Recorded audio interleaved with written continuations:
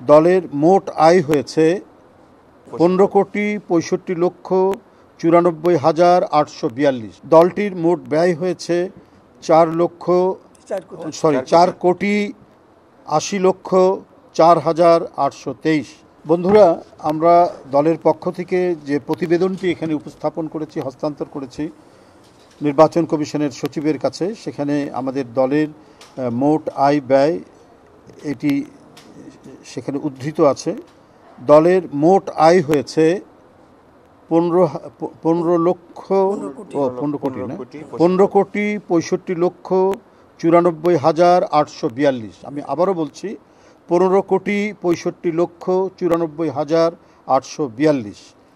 আর দলটির ব্যয় হয়েছে 4,80,04,823। আবারও বলছি, দলটির মোট ব্যয় হয়েছে 4,80,04,823। আপনারা অনেক সময় প্রশ্ন করেন যে আমাদের আয়ের উৎসটা কি, সেটাও আমরা এখানে জানিয়ে দিয়েছি। জাতীয় নির্বাহী কমিটির মাসিক চাঁদা, বই পুস্তক বিক্রয়, বিভিন্ন ব্যক্তি ও প্রতিষ্ঠান হতে অনুদান, ব্যাংক হতে অর্জিত সুদ, এটা হচ্ছে আমাদের সোর্স, আমাদের আয়ের সোর্স। আর ব্যয় হচ্ছে আমাদের বিভিন্ন, যেমন ধরুন ব্যক্তিকে আর্থিক অনুদান, বিভিন্ন জেলায় বন্যা কবলিত এলাকায় ত্রাণ বিতরণ, পোস্টাল লিফলেট ছাপানো, বিভিন্ন জনসভা বাবদ, বিভিন্ন আলোচনা সভায় হল ভাড়া ও অন্যান্য খরচ, পত্রিকায় ক্রোড়পত্র ছাপানো, রমজানে ইফতার মাহফিল ও অফিসিয়াল বিভিন্ন খরচ বাবদ এখানে হচ্ছে আমাদের যেটা ব্যয় হয়েছে। তো এই মধ্যে আমাদের টোটাল আয়ের মধ্যে যে ব্যয় হয়েছে, এর মধ্যে আমাদের উদ্বৃত্ত রয়েছে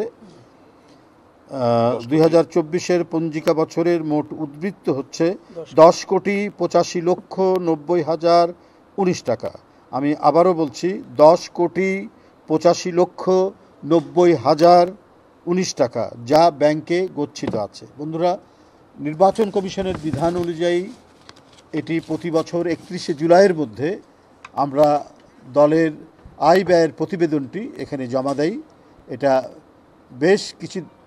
বেশ কয়েক বছর ধরে যে প্রেসিডেন্সটি, যে নজিরটি স্থাপিত হয়েছে, তার কোনো ব্যত্যয় হয়নি।